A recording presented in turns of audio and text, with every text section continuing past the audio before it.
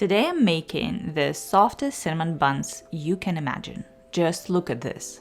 This is the recipe you will keep and you will completely forget any other you've tried before. For the next Great British Bake Off challenge, I have to make 12 sweet rolls and I've decided to test the famous pillowy cinnamon buns from King Arthur Baking. The key part of this recipe is Tangzhong, or cooked flour.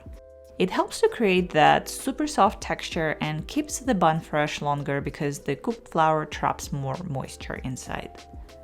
Starting with the Tangzhong, I'm going to multiply all the ingredients by 1.5 because I want to get 12 buns and the recipe only makes 8. I'm taking 170 grams of whole milk, then 36 grams of unbleached bread flour. Then put both components into a saucepan and start heating it over medium heat, constantly whisking. You want to make sure that there are no lumps, and the easiest way to do that is by using a whisk. Just sort of rub the mixture against the sides of the saucepan to break any lumps. Once you see that the mixture has thickened and become paste-like, take it off the heat because we don't really need to boil it. It will only take a couple of minutes here, no more. Then keep it close by as we are starting on our dough now. I'm taking 225 grams of cold whole milk, which will help cool down our warm Tangzhong. Then 450 grams of unbleached bread flour, 9 grams of salt, 25 grams of sugar, 10 grams of instant yeast, and 85 grams of unsalted, cool room temperature butter. To make the dough, we basically dump all the ingredients and the Tangzhong into the bowl of a stand mixer and let it knead for at least 10 to 12 minutes. We're looking for the moment when the dough stops sticking to the sides of the bowl, and that's our signal that the gluten is properly developed. In my case, it took almost 20 minutes because I didn't want to use a higher speed. Do not go above 2. The faster your mixer runs, the more your dough heats up, and we definitely don't want that. The moment the temperature crosses 26 to 27 degrees Celsius or about 79 to 81 Fahrenheit, the gluten will actually start breaking down instead of developing. The yeast will also activate too early, which messes with gluten development, and the butter will melt and leak out. So yeah, there are plenty of reasons to keep your dough on the cooler side while kneading. Now that we are finally done, you can see how smooth and supple this dough is. One of the reasons it absorbs so much moisture is the strong unbleached flour, so make sure you find something with at least 12.5% protein. Next, shape it into a ball and let it proof into a covered bowl for about 60 to 90 minutes, depending on the temperature of your house. It's ready when the dough has expanded by at least 50% and is nice and puffy. Now the dough is ready to be shaped into the buns, so let's quickly make the filling. Take 21 grams of unsalted butter, 160 grams of light brown sugar, 21 grams of bread flour, and 12 to 15 grams of ground cinnamon. The amount depends on how strong your cinnamon is. I used 15 grams of mine, but I also like really strong flavors in general. And the last ingredient is a pinch of salt, which is around 1 gram. Now grab a bowl, drop the sugar inside, then add the flour, cinnamon, and salt and mix everything together really well. You can rub it with your hands or just use a fork. Then melt the butter and add it to the sugar. Rub it with your fingers until it resembles wet sand. Now it's time to shape our rolls. Grab a silicone mat, slightly flour or grease it if you're not 100% certain about its non-stick properties, and then stretch or roll your dough into a 10 by 18 inch rectangle or 25 by 45 centimeters.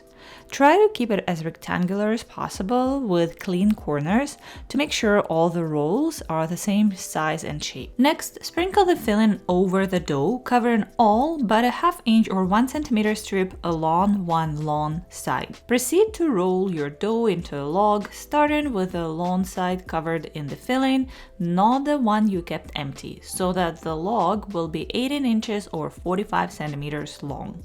Once it's rolled, make sure to pinch the other long side to the log really well to seal it, so that the rolls don't open up. Then cut it into 1½ inch or about 4 centimeter buns. The recipe suggests using dental floss to divide the buns, but I prefer using a very sharp knife. Just don't press down too hard, instead saw through the log lightly. I also use a ruler to guarantee the rolls are all identical. Next, grab a tray lined with parchment paper and place all the buns there, leaving about 2 inches or 5 centimeters of space between them.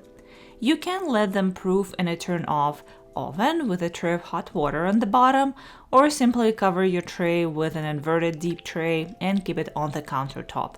Just make sure it doesn't press down on the rolls. Leave them to proof for about 30 to 60 minutes until they're puffy and don't bounce back completely when you press gently on them. Once the buns are proofed, bake them for about 16 to 20 minutes at 190 degrees Celsius or 375 Fahrenheit without the fan.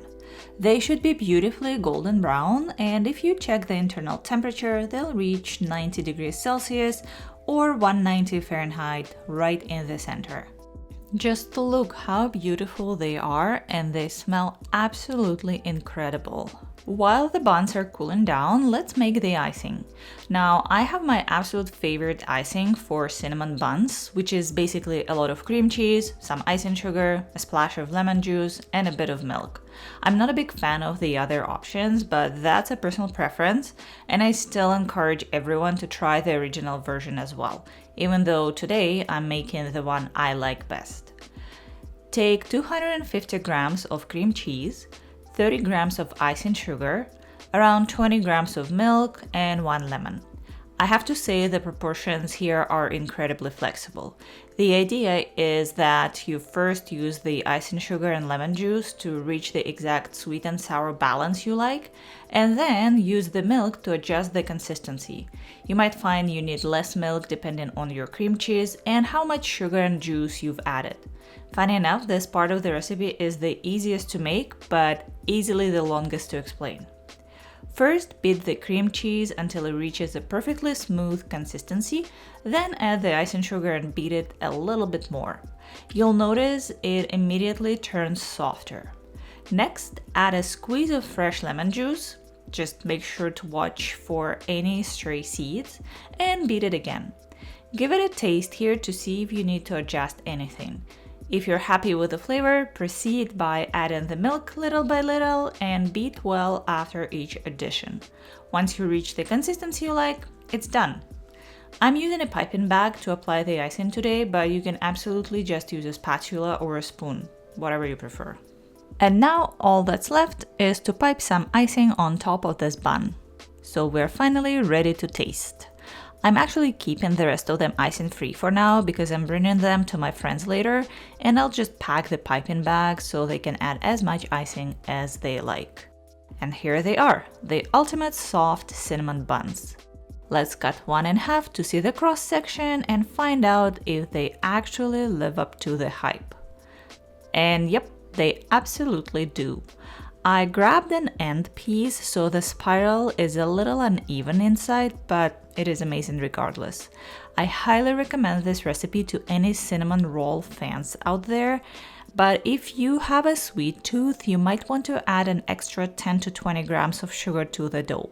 But for me, they're perfect exactly as they are.